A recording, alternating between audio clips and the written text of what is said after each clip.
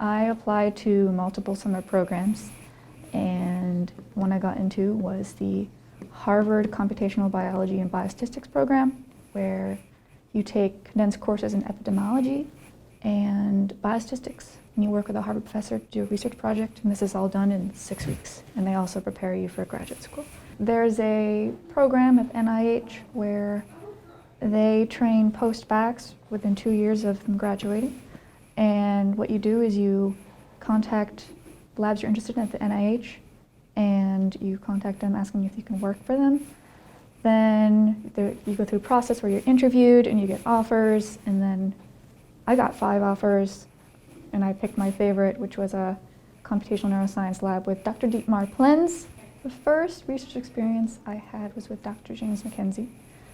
I worked on protein import into mitochondria. It was my first research experience, and I didn't produce very much, but certainly it was the first research experience. And the second one I had was at SUNY Upstate in a systems neuroscience lab, which was like the defining moment for why I went into systems neuroscience, where I investigated the visual cortex and blood flow in the visual cortex. That's when I started working with coding and got into computational work. I wasn't always anticipating going into science or medicine, and I came here not knowing what to do with myself. I had dropped out of fashion school. I came here, I'm like, what do I do? And I just went to the philosophy department and declared a major, not knowing what else to do.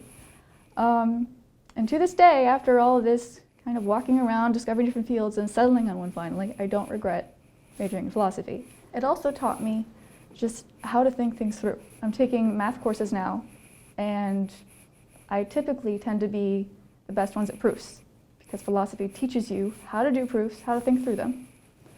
So I would say major in philosophy, not for the content, now that's interesting in itself, but also just because it's such great preparation that you wouldn't think it would be, that it's fantastic. I wouldn't do it another way. I would definitely major in philosophy again.